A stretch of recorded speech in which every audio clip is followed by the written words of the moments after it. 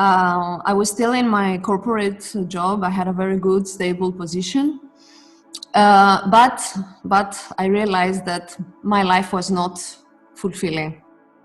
There are no job advertisements that sound really sexy to me. So what should I do now with my education? The term coming out got an even bigger meaning for us. Like everyone could come out with something, a new passion. Do you think that the problem is with their ability to reach the goal, or is it the foundation of their goal setting that's the issue?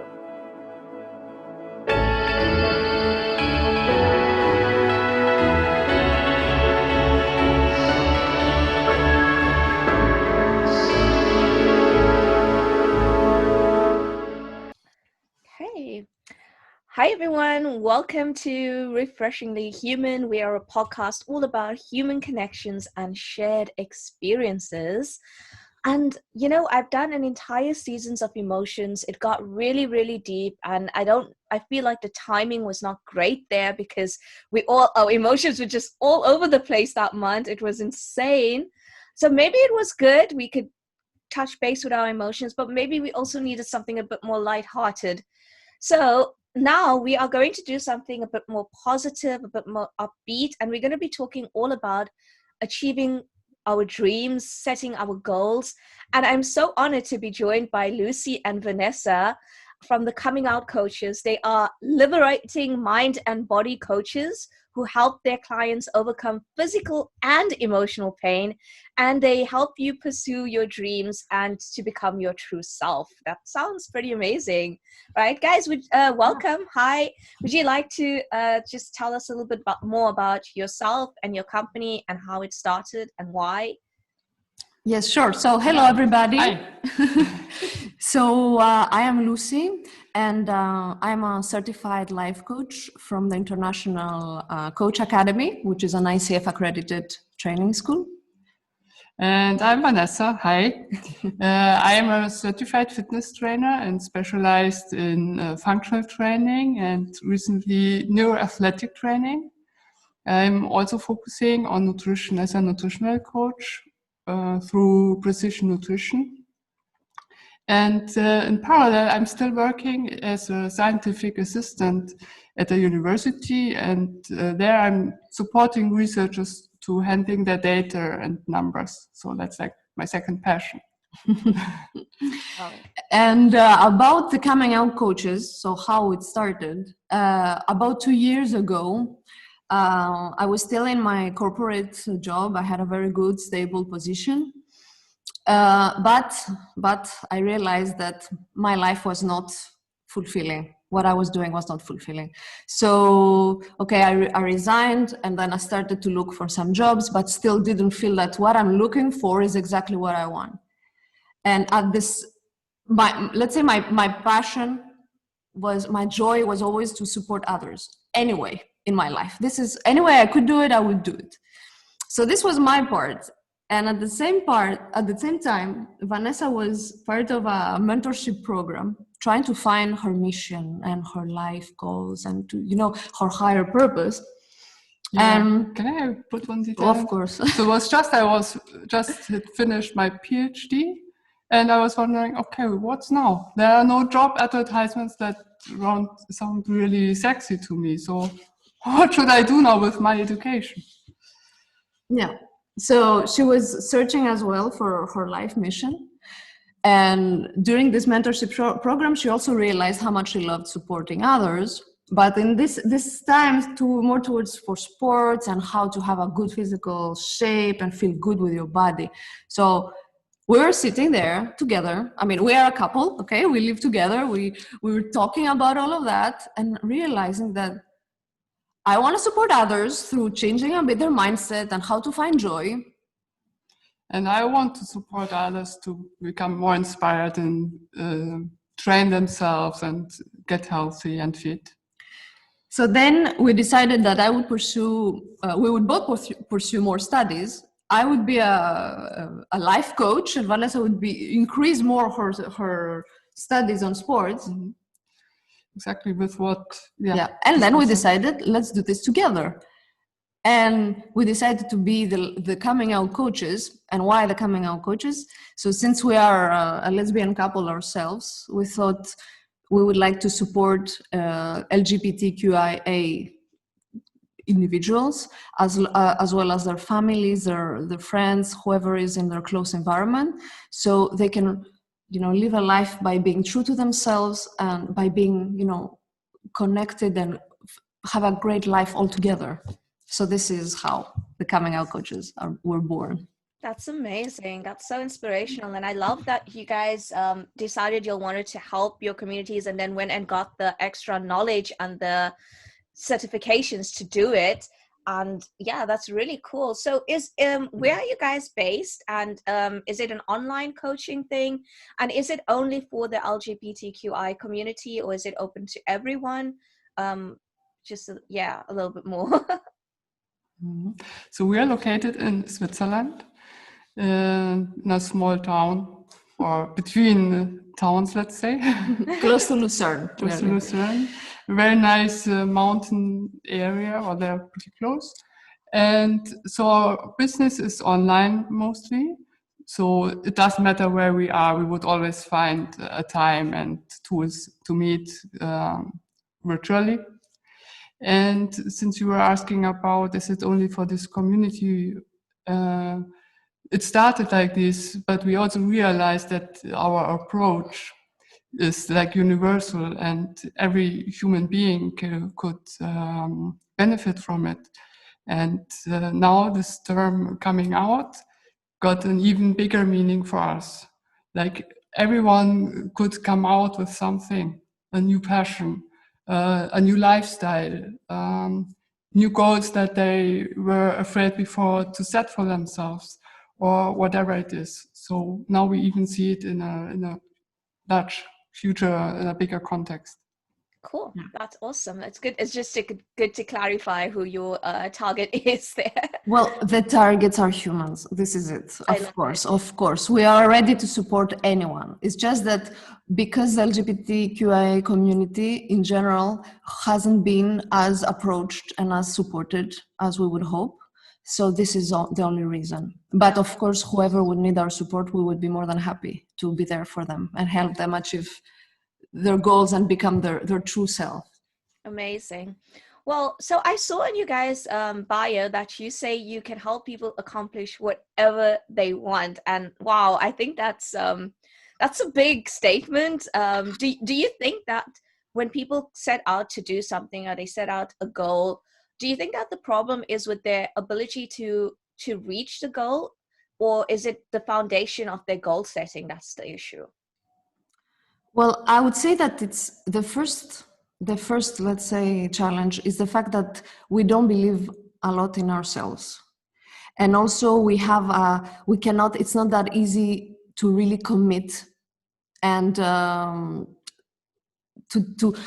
what is not always helping is that we don't keep our end goal in mind and how we will feel when we really reach it. We are struggling with this every day, trying to reach the goal without really realizing the importance and what we will feel when we will actually reach that goal.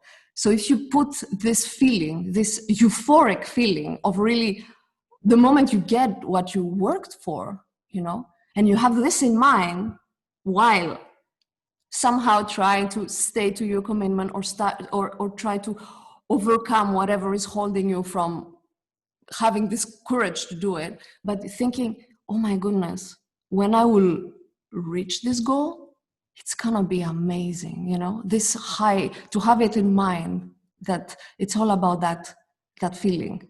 And once you have achieved this one goal, then you're ready for the next one. And it's like how to say this, the best drug ever, because once you've done once and you see how amazing it is, you want more and more and more. So it's more to have this end goal in mind. Yeah, that's interesting. So for example, if it's a really big end goal, do you guys help your clients to maybe break it down into smaller steps to get there? But maybe what you're saying is that while we have these smaller steps, we always remember where we want to be as a motivation, right? Yeah, absolutely.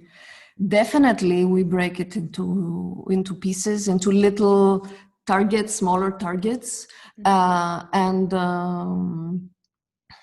always trying to find achievable daily small goals that they are possible. It's possible to remain on that path, you know, to make it like it's a fun trip. It's not a burden of every day a bit towards your end goal. Always have in mind your end goal, and the path is still enjoyable. It's a journey, right? Exactly. It's a journey, and we want that our clients start them with the mindset of being a winner. We want to set them up in a way that they will win and they will have success. And this starts with the goal setting and taking these small steps. If the steps are like too big or outside of what the client could reach, even when stretching, and stretching is part of the process. If we want to grow, we need to go further than from where we are right now, right? So it's all about finding the right action steps and the right next steps on this path, so that at the end we can achieve the big end goal. Wow. And Yeah. also, if I may, just one thing about, I'm sorry. I feel like it's important about not believing in ourselves. You know, sometimes we don't do something because we don't believe in ourselves enough to say, you know, I want to dare to do this X thing. It's kind of like imposter syndrome, isn't it? We kind of think like, who are we to be doing what we want to do? And like, maybe we're not good enough to do it. And it kind of like puts us in the back seat and of our dreams, I suppose, you know, where we're not taking the wheel and believing in the power we have to get ourselves there. Absolutely. But the secret is do it anyway. Yeah. Wow. Yeah. Okay. And I guess with a help of a coach, maybe you can have someone to help you get to that point of actually believing that you can do it. You know, like, I guess like for me, it's like every little thing that I achieve in my life, like you said, it's like a drug. Like, oh, I've lost 25 kilograms in my past, and that kind of like, oh my God, I could do that. I could do anything. It kind of like, you know, it kind of like just gets you there, you know, because yeah, we definitely do have a lot of mental barriers, which leads nicely to the next question. What do you think, I know you mentioned not believing in ourselves, but what do you think are the top 3 mental barriers when it comes to us, our limitations we put on ourselves for reaching our goals? Well, for me, it's this having in mind the importance of achieving a goal, because at the end of the day, for instance, as you said very well about in your case that you managed to lose 25 kilos, and I would like to congratulate you for that, because it's amazing. Yes. Yeah. Thank you. Yeah. And the thing is, when we put a goal, like I want to lose whatever, 10 kilos, okay? And then I lose it. What I've lost is fat, okay? I lost the fat. But what I won is not only the fact that I lost this fat, is that I won believing more in myself. This is the biggest victory, that you think, since I managed this, as you said, exactly, I can do anything. What is next? Bring it on. You know, nothing is scaring me anymore. So it's realizing, for me, the first mental barrier is not to stop only thinking that, oh, it's going to be so hard to do X thing, lose 10 kilos or 25 kilos. Okay, your goal was it's huge. So let's say 25 kilos. Okay. The thing is to keep in mind how it's going to be after that. That once you will manage that, you are unstoppable for whatever else you want to achieve. Yeah. Yes. I'll go on, Vanessa. Okay. Yeah, then another blockage that I see that is really a huge one is that often these goals that we want to achieve are actually not goals that come from our heart, but only from our mind or ego. And what I mean with this is that maybe even our environment makes us think that we want or have to achieve something. So we set some goals that we set only in order to fit in our society, or because our parents think that we have to go to this higher school, or because friends think, you should do this. For example, maybe there might have been friends in your case that would say, I think you should really lose some weight because I think it's good for you and it's more healthy.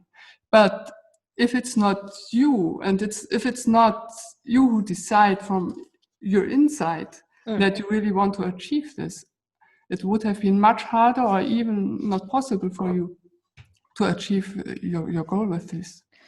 Yeah. So I think this is one thing that often we follow not the path to the right goals, like the goals are wrong.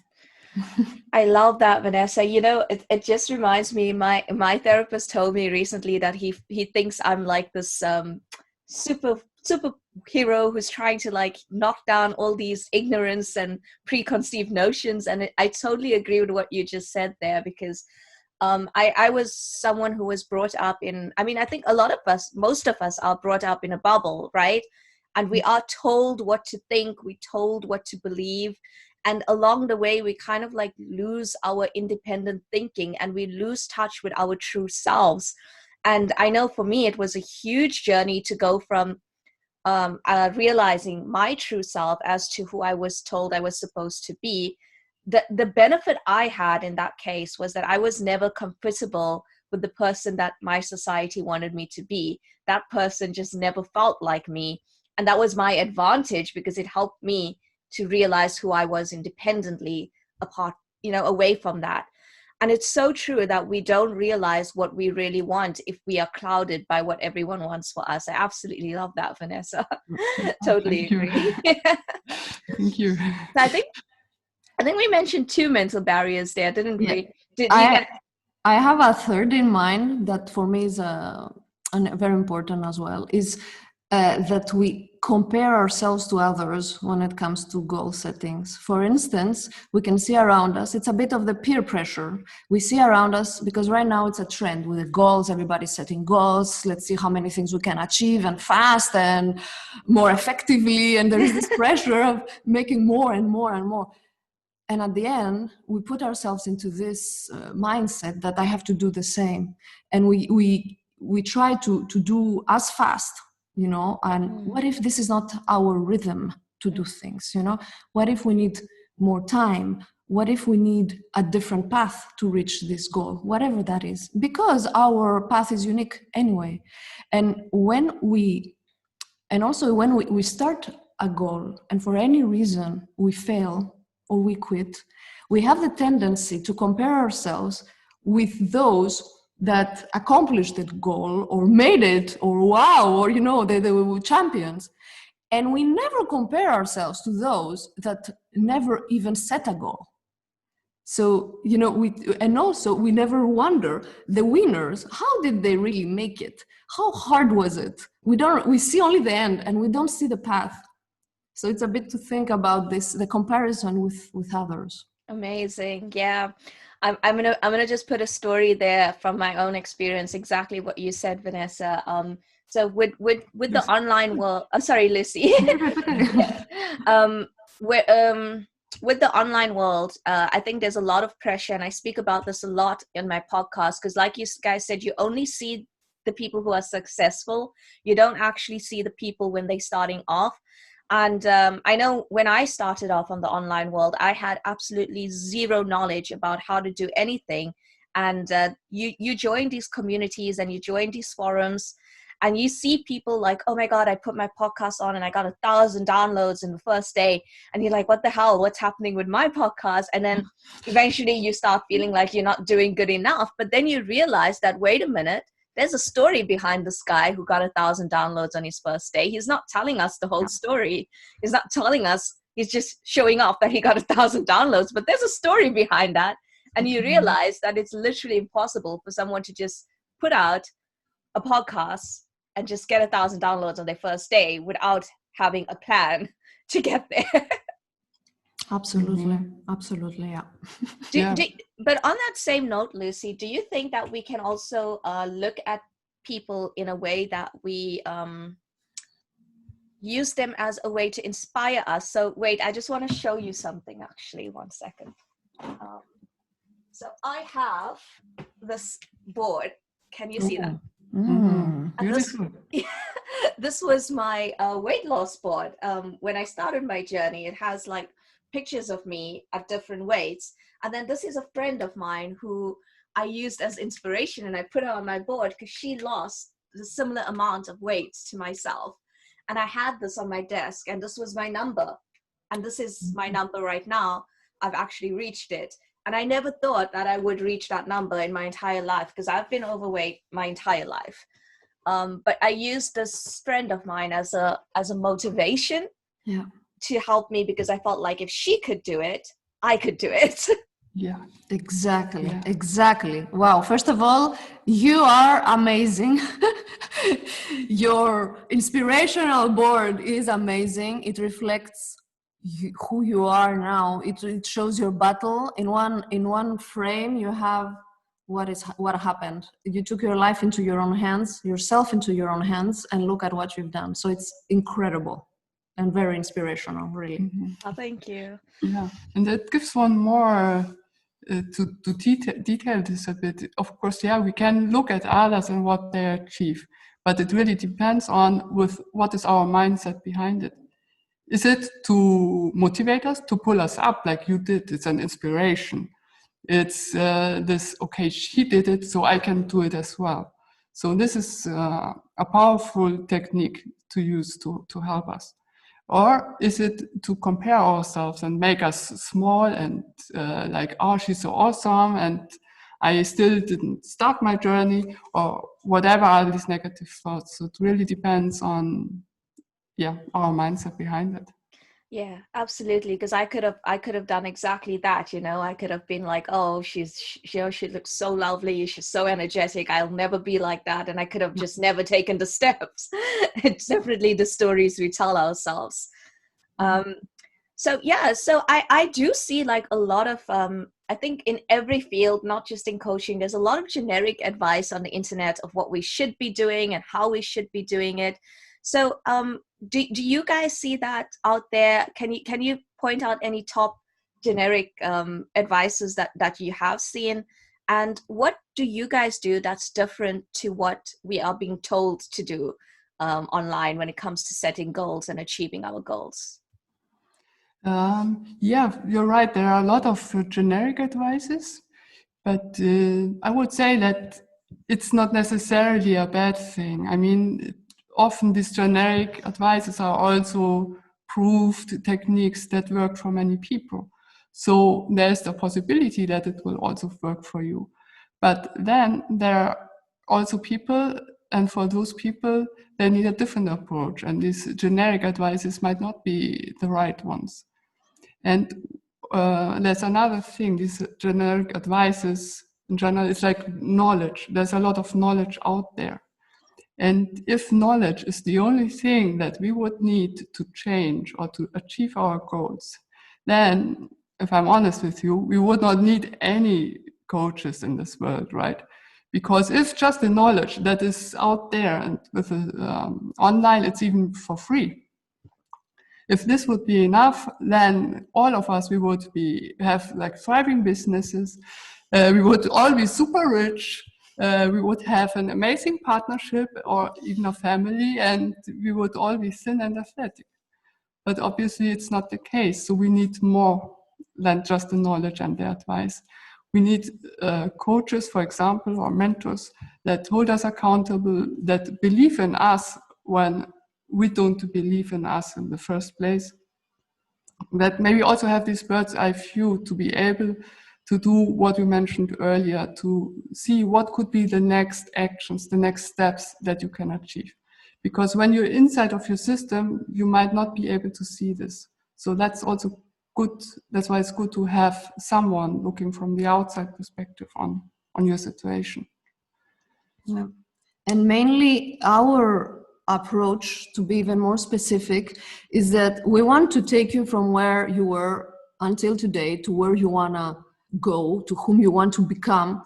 And we go using the most genuine tool that exists, which is compassion. Because it's good to set the goals. We all know at some point it's going to be challenging.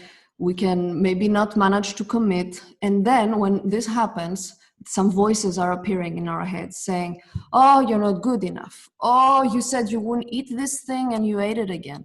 Oh, you're too lazy. You didn't go running as you said you would, So we start to blame ourselves.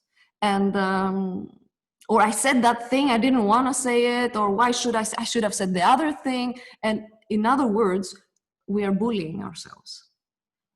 And we are usually in this era, we've heard it so much, of not doing it to others, which of course, but what about not doing it also to ourselves?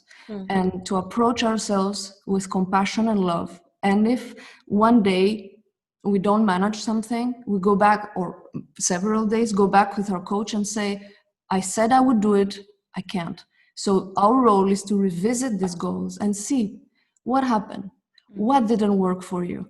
Because it's so important that it's not one thing and that's it. We are human beings, and we have the right to not, even though we agreed with something, when it comes to make it a reality, to struggle and to say, I wanted it, but I can't. And our role is for you to try again and again, and to allow yourself infinite opportunities to make things right. Yeah, absolutely. I think therapists actually use this technique a lot, where they get you to talk to yourself as if you are talking to your best friend, because often our dialogue in our head is not what we would tell our best friend. It's very different. We don't have that self-compassion for ourselves like we do for others. That's really true. And I can also speak so much about the benefit of having a coach, because like I said, I lost 25 kilograms, but only 10 kilograms I lost on my own. The 15 kilograms I lost in the end, I got the help of a coaching company, actually, Body Smart Fitness. And I can really tell you that when you, I was so skeptical, because it's a lot of money, it's an investment. But at the beginning of this year, I said, I'm investing in myself. That's what I'm doing. I need to grow as a person. I need to break these barriers. And I said, I'm investing in myself. And signing up with my coach to get to my goal was the best thing I ever did. Because like you said, Lucie, I didn't just lose 25 kilograms. I learned so much about health and fitness, and about my lifestyle, and about positive mindset, and about goal setting. I got so much of valuable information, and it just changed my whole entire self as a person, my mindset. And eventually, you get to a point where you can graduate from coaching and independently look after yourself, because you have that mindset in place. And is that your goal for your clients, to get them to that point of independence? Oh, yeah. Yeah. Absolutely. Yes, absolutely. Yeah, sorry, go ahead. Okay. Yeah, so we really want to, it's not only about the goals, as we stated already. It's about becoming a better version of yourself. And at some point, the goal is that you won't need us anymore, or you won't need any coach, or you reach another level, and at some point you realize, now I have another challenge that showed up. And since I had already such a good experience with coaches, I will go again for this approach. Why struggle so much time on my own when I can achieve help? If our car gets broken, we go somewhere to let it be fixed. And of course, we could also get the tools and a handbook and watch YouTube videos and try to figure it out on our own. But at some point we decide, let's get help from someone who knows what he or she or what they are doing. But still, it's great when they learn how the things work, and they are independent afterwards, and they can use this knowledge again and again for different things. And if it's something new that they have no clue how to handle, then of course it's great to go back to ask for new help. Yeah. But for me, my ultimate dream is whomever we are training or we're coaching or helping, they get this mindset and then they help the others around them to do the same. I love that. Think differently and to really through, to have the effect of opening up. We open up a channel, or once one person feels happier and feels, oh yeah, that's life, that's what I'm talking about. And then they approach their brothers, their sisters, their best friends, their parents, it's not too late. You can do what you want. You can achieve your dreams. And this mindset of... It's the coming out, isn't it? It's like, it's the coming out of our, coming out of mindfulness in the end, the butterfly effect, that we want to spread mindfulness. We want to spread awareness, and we want everyone else to get that in their lives. Because I think when you experience it as a person, when you experience coming out and awakening to your true self, as you guys say, you want everyone around you to experience that as well, and you want that for them, and I think that's really amazing. And that's something that I've also want to achieve on this podcast as well, is to spread that message of mindfulness and being true to yourself and thinking. For me, it's all about thinking independently, learning to think independently, and to question things as well. But I think that's going to drift a little bit away from coaching there. I was actually thinking, guys, I'm not sure about how old you guys are, right? But I'm 32. And in some of my episodes, I spoke about how growing up, I never had all these, like we didn't grow up in the age of the internet. So I actually struggled a lot with like my self-esteem and my emotions for many, many years, because I didn't have all this information. And I feel like nowadays we are so lucky and blessed to have all of this resources and all of this information, that even on this podcast, people could be listening right now and being like, oh yes, this is something I struggle with, and recognize that they have a problem that they want to fix. Whereas when I was growing up, I had to like have everything in my head, and I had no outlet to resource anything. And even though coaching is such a new industry, it's such a valuable industry, because it's something that like you guys said, it helps us to guide us into the light, I could say. Whereas I know growing up, I didn't have that, and I was stuck in that community, and I didn't have any outside information to help me connect any dots to my true self, as you guys say. No. Do you have a similar experience to that? Of which one of all? You said so many amazing stuff. Well, more of like when growing up without the internet and not having that outlet to recognize things. Yeah. So first of all, we are both 41. So we even grew up without mobile phones first. Okay, one step further than me then. And mostly the landline. Yeah, the modem was doing, when it started, it was... Yeah. Oh my God, I used to take the landline. I remember I used to take the landline into the balcony and close the door so my mom couldn't hear me on the phone with my friend. Yeah. Bless those days. But did you find that like you were stranded for information about things growing up? Because, I'm not sure what it was like for you guys growing up as LGBTQ community and not having that space around you to explore it. Yeah, so this is right. I was wondering, how would it be for me personally with all this technology and information available today? Because I grew up in a small town in Germany, and I think there was a gay guy in our school class in my age, but it was not a topic in general, but it was, in terms of, it was, I think, wasn't too negative for him, but it was also not really encouraging. For example, for myself, there were all these girls and boys hanging out together. I felt more comfortable with playing table tennis and stuff like that.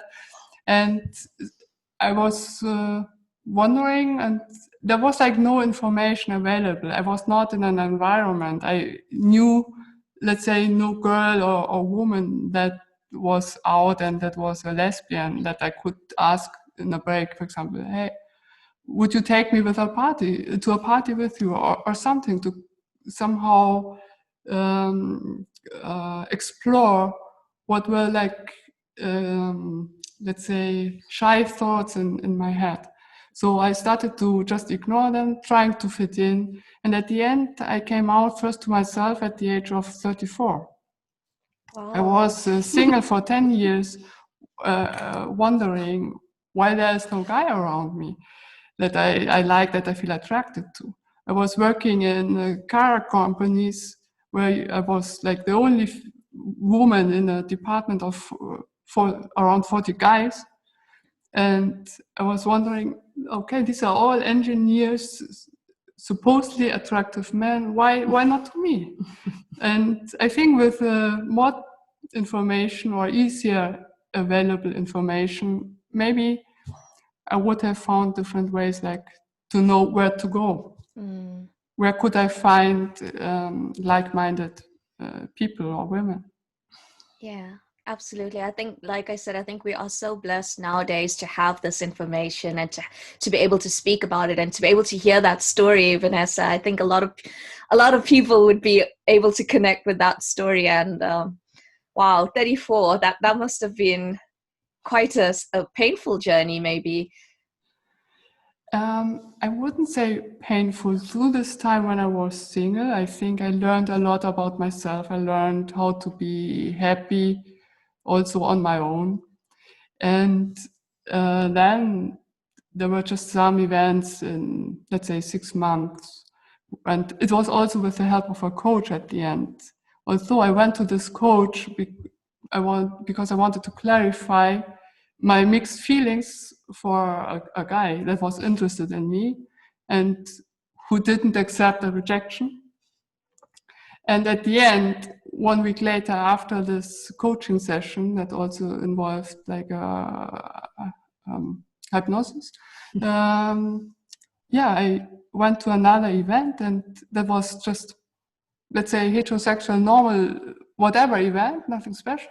And there was another lesbian woman, and who answered all my questions, because I saw her and I had just such a crush with like soft knees, and I don't know, in German we say butterflies in our belly. Yeah. So these were just physical signs from my body indicating me this is the direction where you should go from now on. So this was just so strong that I could not ignore it any longer. And from then on, it was an amazing journey. And every time I took the courage to explore the lesbian community, I was living in Berlin at that time, which was a great place to explore all of this.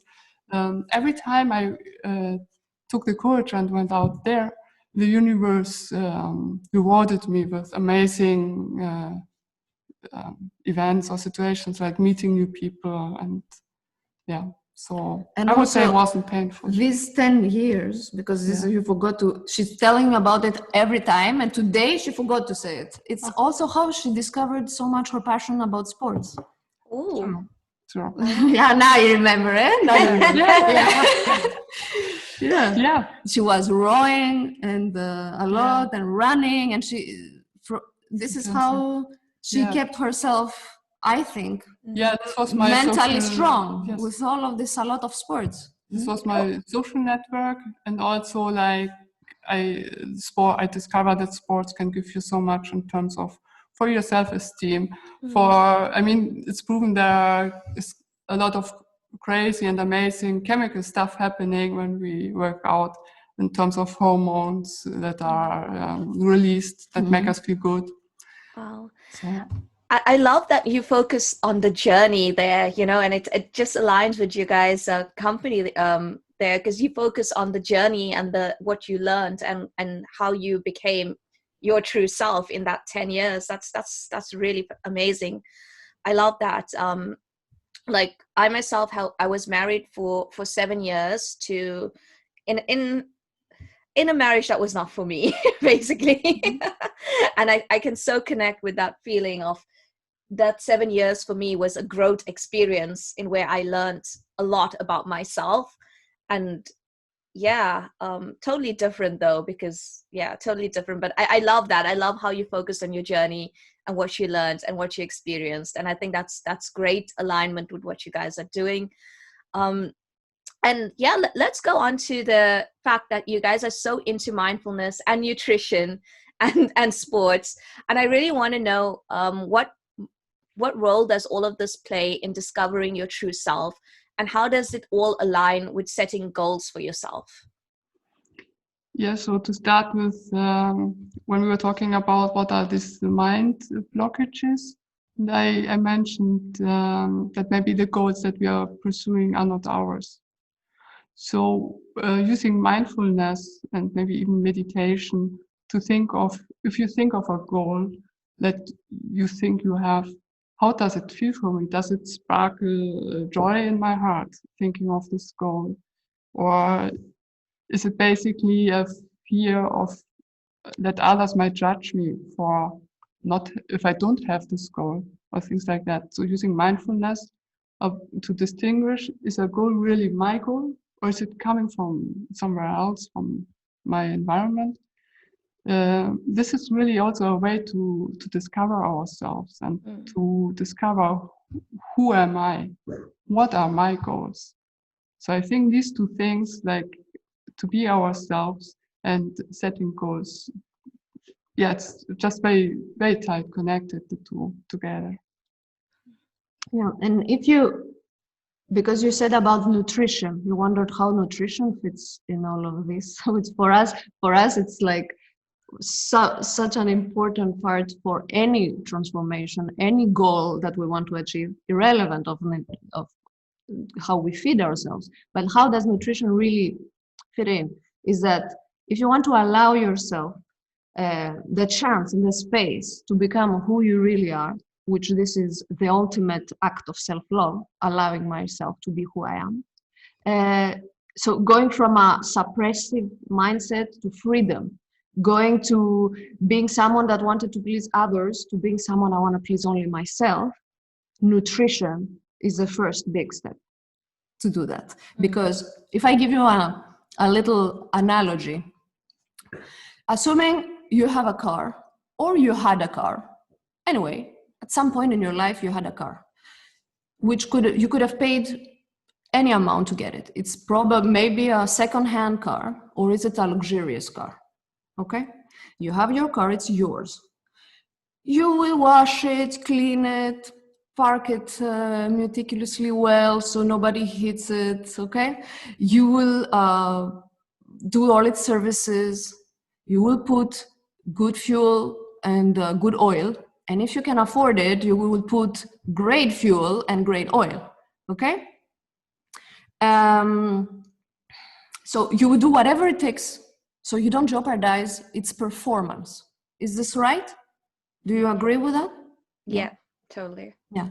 So why we don't do the same for our bodies? And we're talking about a machine, not a living organism that all it depends on is about what we do. This body depends on us and the daily choices we make.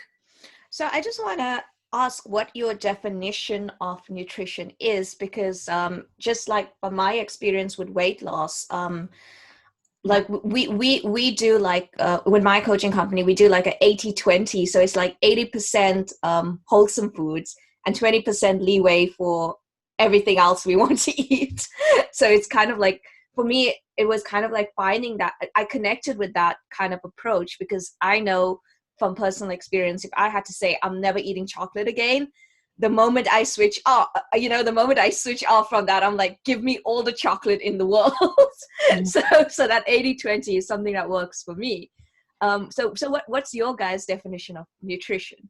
Oh, you mean of good or healthy or purposeful nutrition? Yeah, like when you say nutrition, like what does that mean to you? Does that mean eating only vegetables? Does that mean what does that actually mean? Okay, so our approach, and also from the studies that I've done, is based on some basic principles.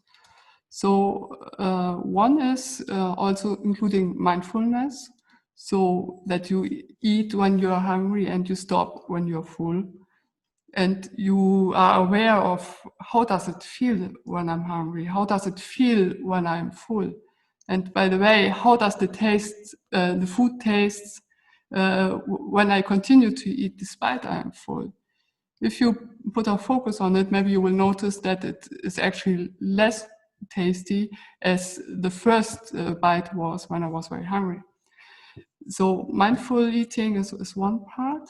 Then in terms of what to eat, our approach is to eat as much as possible unprocessed food and like whole food.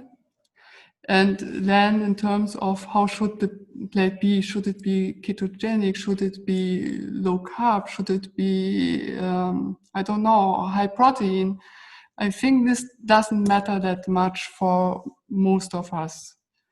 It starts to matter if you have really high athletic goals, or you are a professional bodybuilder, or you have another profession where you need to reach a very specific body composition. But if you just want to have a healthy body composition and feel good, then I think you can follow whatever you feel like to have. And if it's in the right amounts, and it matters much more the quality. Like if you have veggies, what I also like a lot as an LGBT person, the principle would be, in terms of veggies, try to eat the rainbow. Colorful colors. Yes, have a colorful plate, have the rainbow on your plate, and you are set with all vitamins and micronutrients that you need. And since you were mentioning the chocolate and the desserts, and I have to admit that if I could wish, maybe I would wish that chocolate is a healthy food. But it's not so. And with this, I think also again that it depends on what are your goals, and there are just rules like natural laws or laws of nature, that if you have a very healthy nutrition to a certain amount, your body will adapt to a certain shape. And if you wish to have this six-pack body, then of course you need to be very consistent, and this nutrition guidelines, like up to 95%. And maybe that means, depending on how much you also exercise and on your genetics, maybe that means that you can have a dessert only once every second week or something. But if it depends. I don't agree. No, but that's it depends also on your goals, and course. what are the costs that you are willing to pay. What is the effort that you're willing to pay? Of course. If you say, no, actually, I'm not interested in having this super athletic six-pack and everything. I just want to be healthy and in a good shape, what I define for myself, what it is. Then I could say I can have my chocolate if it's just in a certain range and not exaggerated. Can I also put I want to say something as well, if it's okay. It's just because this was a more scientific part, and I can give you a more human part, okay?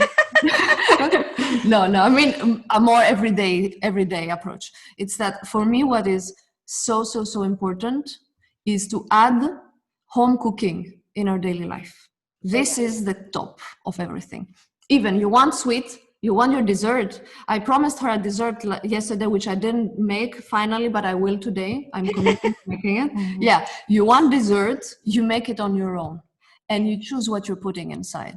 For instance, we create recipes with sweets and cookies with almonds, crushed almonds and bananas, and the chocolate inside, cacao, and coconut sugar, and we use elements that are healthier, and at the end they taste amazing. And also the fact that you are creating this for yourself, you put yourself into the trouble of making it, is extra step of self-care.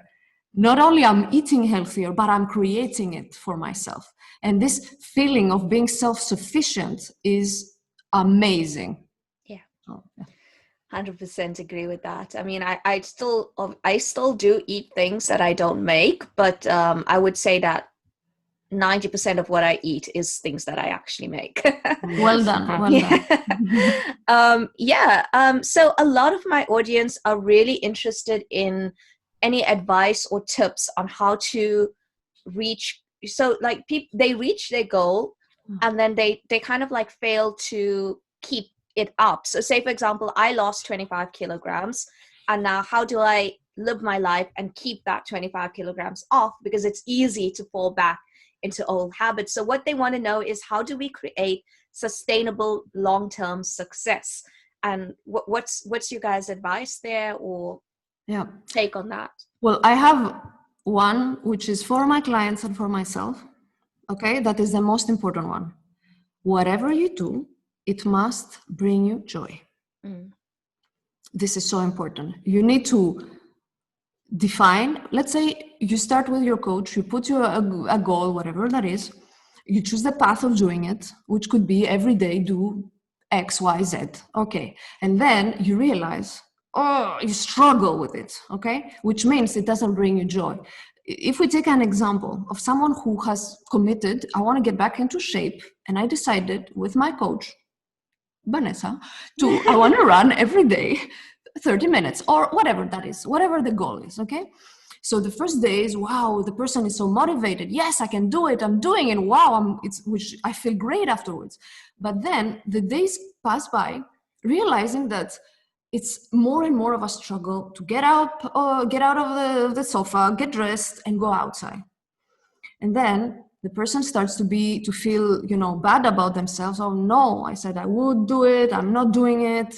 Oh, I'm being harsh towards ourselves. So the role of the coach is, come here. You said you would run and you're not running.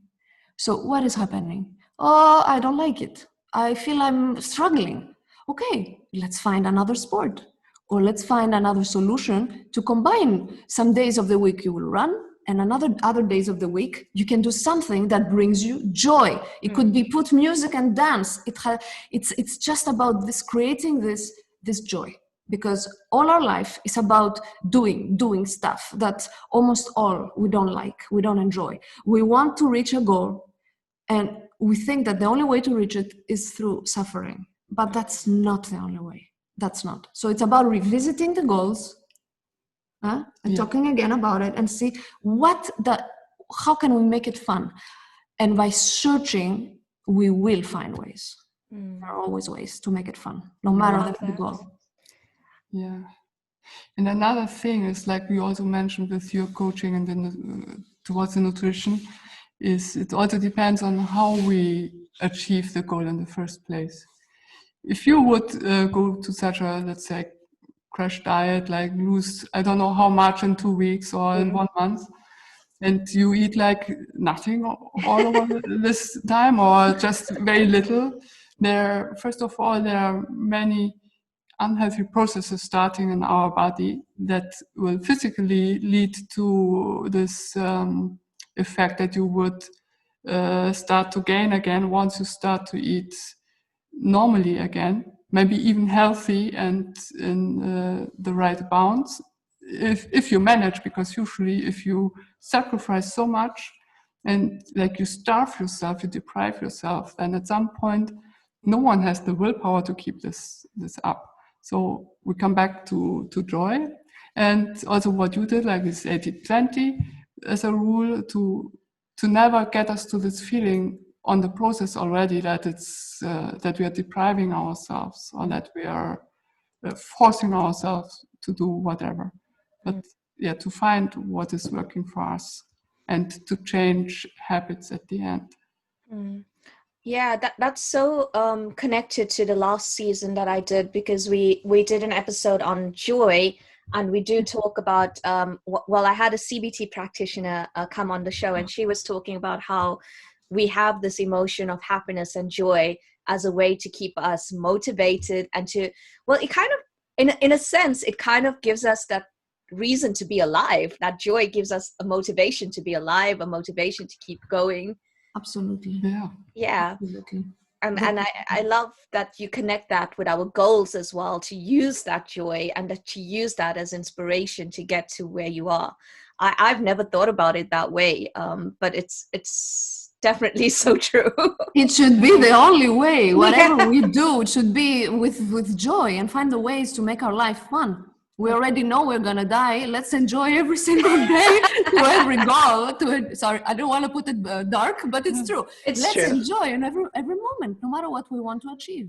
Yeah, I love that. I'm gonna use that mindset with my current goals, definitely, because I think we do lose track of the joy we're getting out of the things we are doing, because we so focused on the numbers, or we so focused on the followers, that we lose the joy in what we're actually doing. So I'm gonna keep that in my mind now. Thanks for that valuable information, guys. So we are living this year has been incredibly stressful. I told you, Lucie, when we started this call, that I've been having a bad week, and a lot has been happening. So we have the US elections happening right now. The UK is in the second lockdown right now. I've had a lot of setbacks in my life this year because of the pandemic. It's not major setbacks. I'll give you some clues. It's like first world problems, but it affects us. It affects me. So like one of them was that my husband and I, we were ready to buy a house, and we were in the process of buying a house, and we were in this deal for almost 10 months, and the buyer pulled out at the last second. And it affected us in so many different ways, because now we need to get our mortgage is going to expire, and to get a new mortgage we're going to need more money, and then there's just a lot of stress behind it. And I kind of made a decision to put it on hold for a little while, because we need to give ourselves time to recover from the whole process before we go back into it. I'm actually dreading looking at more houses. The market is so tight right now, because a lot of people are buying houses right now because the interest rates are lower, and that's a whole other thing. And then I had some stresses with my job, where I'm supposed to be, I've been gunning for promotion, and there's just been some complications there. I don't think I can actually get into it on the podcast, but there's been a lot of stress, and there's been the stress of what's happening in the world. So a lot of people, myself including, could be feeling disheartened, demotivated by everything that's been happening this year. What would be your message to people going on to the new year? We're saying goodbye to 2020. We're saying good riddance to 2020, but 2021 is probably not going to be as great as we want it to be. What would you tell people? What would your message be with aligning their goals and getting us motivated again for the new year? Yeah. So first of all, by now we should have been already used to life on Earth that is so unpredictable. Okay, thousands of years ago we had phenomenon, natural disasters, and pandemics, sicknesses, earthquakes. We have been through very tough times. Wars, of course, which are still here, but anyway. The humankind has the ability to survive and to get reborn through different ways, okay? Right now, what we're all going through, which is somehow, I don't want to say, I won't see it as positive, but still as interesting, because it's the first time the whole globe is facing the same thing, okay? So it's bad, it's hard, it's challenging, but it's still up to us on how we are going to perceive this whole situation. Are we going to get dragged into the negativity, the fear, and oh my goodness, what is happening? Or, so this is happening, so that's the fact. What can I do? What could be the best outcome of this? I am at home. Most of everything is frozen. We're obliged to stop whatever we're doing and whatever was true till yesterday. And we can take this opportunity and think of what really matters. Okay? Of course, mortgages, promotions, all of these are reality. But these are reality on top of the real reality. That is who you are, who you truly are as a human being. And not the other stuff are very important for you, but it's not the core of who you are. So taking the moment to pause, silence everything, post a mortgage, post a promotion, all of that are important. But right now we are in a different phase. Life is threatening. We don't know what's happening to us.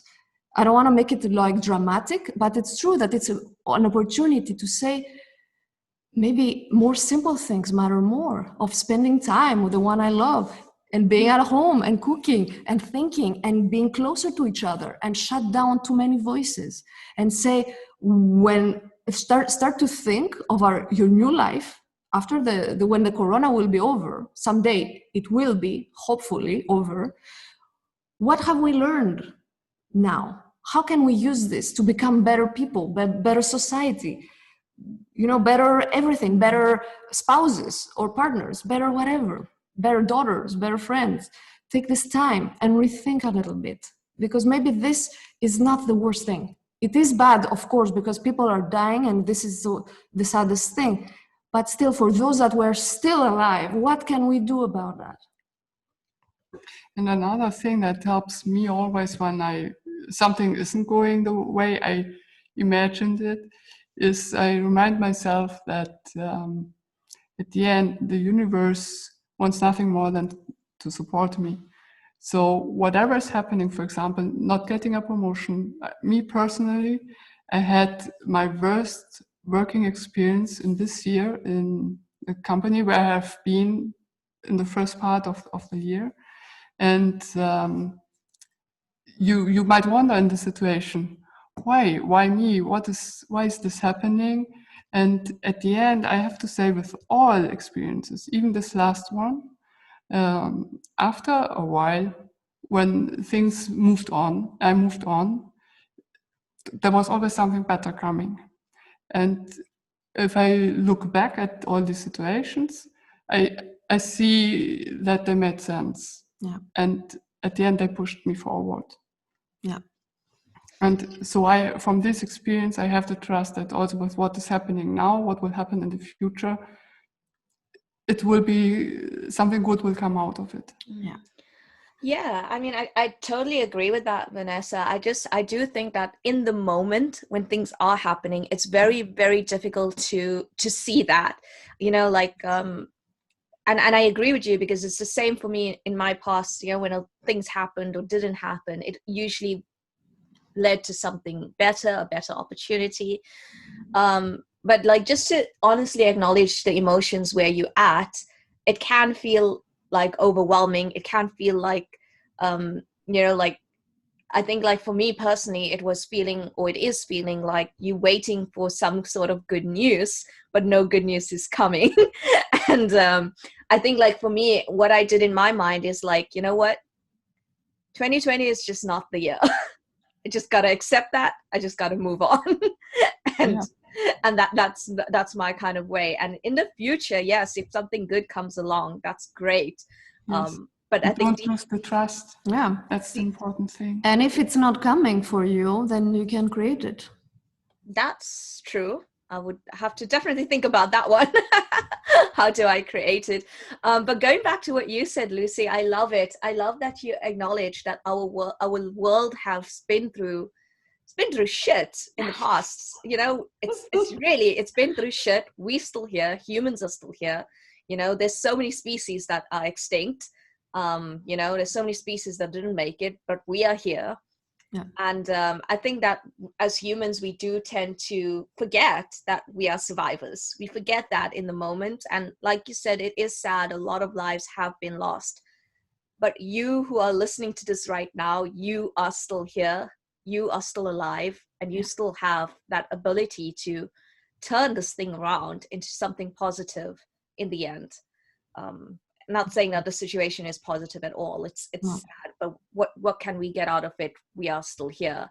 We are still survivors. We are what's next. Yes, exactly. Well, guys, I am so glad to have both of you on the podcast. I think I really got so much out of it. I see that you guys are doing free webinars. Do you want to tell us a little bit about that? what can the audience get from these webinars? What value is this bringing to them, and where can they find it? Okay, so first of all, it's something that we are creating right now. It's something we are starting now. We are putting them in place. We are collecting already information of what, because we have in mind how we can support, but we want to refine it to be exactly what people need. So it's not just what we think, it's also what they need. And so right now we're still collecting more information on what people need to allow themselves to be true to themselves. So what is still missing for them it could be self-care, different things relevant to self-care, to self-love, to self-appreciation. What is missing for you guys? You've tried so far, but still, what are your struggles? This is what we still want towards becoming who we really want and how to be happy. So this is we're still collecting this valuable information. So we would be more than happy if your amazing audience could send us what are their challenges, and of course it's not for only LGBTQIA individuals, it's for anyone, because at the end of the day we're serving humans, because we all struggle with the same things. It's not only So where can they send this information to? So obviously, you guys out there, you can send the information to me if you are on my Instagram or on my Facebook, Refreshingly Human, and at Hannah Pillow RH. But if they want to contact you guys directly, where can they go? Yeah, so they can either send us an email directly to info@thecomingoutcoaches.com, or you can also visit our amazing website, where there's a lot of our heart inside, and you find more information about us. You find also a freebie that we would like to share with you, and you can also contact us through the website, through this contact form there. www.thecomingoutcoaches.com. So we are waiting for you with your challenges, or not only, whatever helps you, what made you happy, what made you feel amazing about yourself. We're really looking forward to anything that you wish to share with us. Perfect. And I will pop all of that in the show notes as well for you guys. Well, thank you so much, Vanessa and Lucie. You guys brought so much of value to the show and to my audience and to myself. And I'm definitely going to be taking a lot of what you guys said and using it in my own life as well. And I'm sure my audience will be as well. It was great to meet you guys. Thank you so much, Hannah, for this opportunity. And thank you all for listening. We're looking forward to meeting you all. Great. Well, we'll say goodbye there, and I hope to see you guys on the next one. Bye. Thank you. Bye. Thanks again for listening, dear listeners. If you did like today's content, please do share it with a friend or a family member that you think would benefit from this podcast episode. And you can follow us on the socials. I am on Instagram as Refreshingly Human Podcast and on Facebook as Refreshingly Human. And we hope to see you again on the next episode. Keep listening and keep working towards being refreshingly human.